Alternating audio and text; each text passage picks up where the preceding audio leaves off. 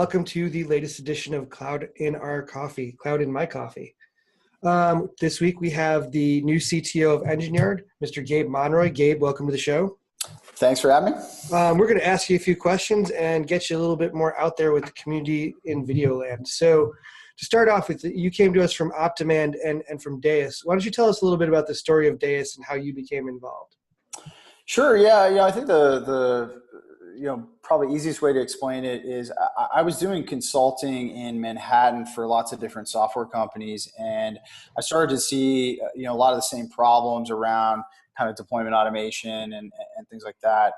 And what became clear was that there was kind of an opportunity to build a better platform as a service offering. And so we, we're definitely inspired by, some of the principles behind 12-factor application design and things like that. But one of the things that was really important to us was that the platform not be a multi-tenant shared application fabric along the lines of something like Heroku. So what we instead set out to build was, Deis, which, the slogan for Deis is your paths, your rules. And so the idea is that Deis is a platform that you control, that's built on kind of best of breed distributed systems, technology, containers, Docker, CoreOS, things like that, but really provides a platform experience that aims to be the best platform experience out there.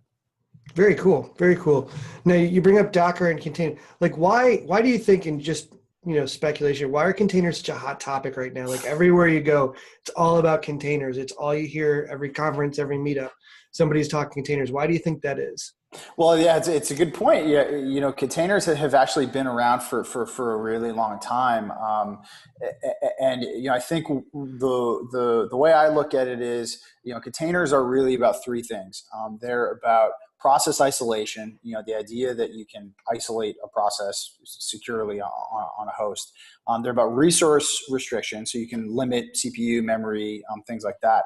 And then the thing that Docker brought to the party was this idea of an overlay file system where you can kind of stack file system layers on top of each other. And then you can push and pull what amount to like immutable artifacts to and from a different registry. And it was really that third leg, that last bit, that didn't exist before in zones and BSD jails and the first incarnations of LXC.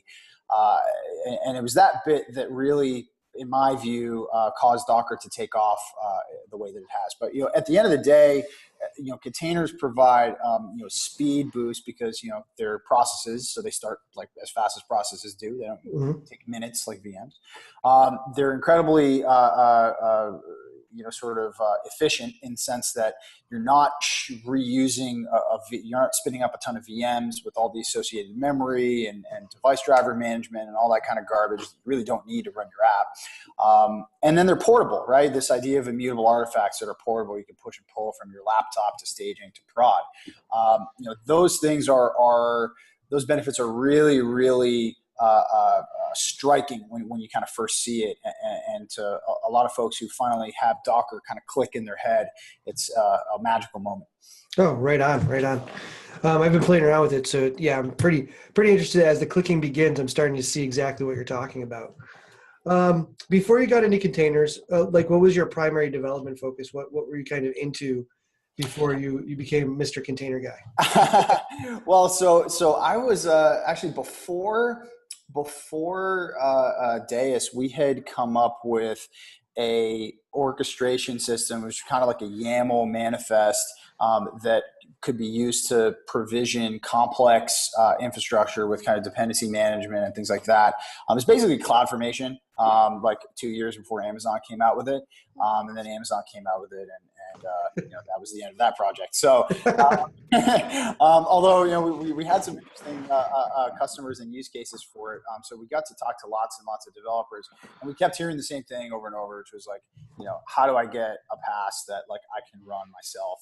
And folks weren't happy with the stuff that was out there already, and that was kind of what brought us to some of the container tech, and really in the early days, I started working with Docker back right after, immediately after Solomon announced it at PyCon, and I believe it was 2013. And we started using it immediately. We were working with LXC at the time, raw LXC, which was really, really painful if you ever have experience with that. And Docker just really, took the rough edges off of it and made it really easy. But we needed a bunch of things, so we added volume support and worked on the build system and different things that we really needed to make Docker work for Deis. And that was kind of how I got into the whole container thing. Cool. Very cool. Now, I know this is kind of on a different tack. I know it hasn't been too long, but so far, how has life at Engine Yard been? Life at Engine Yard's great. The people here are fantastic. I can tell you that it is a little bit of a head spin to go from hacking on open source code all day to interfacing with customers all the time. But fortunately, I really love talking with customers and partners and stuff like that. So I think it suits me. I can say that the Deis engineering team is loving life right now. Just hired I think we got 4 new people starting on June 1st, to work on the project. So a bunch of resources are getting added to the Deis open source effort, which is just great to see. And it's been pretty exciting. Cool. Very cool. And are we going to see you at Dockercon this year? Are you going to be there? I am going to be at Dockercon. In fact, Engine Yard is going to be at Dockercon in force. The entire Deis core team is going to be there. So if you are at Dockercon, you should definitely come check us out. We're going to be running a fun scavenger hunt too. That should be pretty entertaining.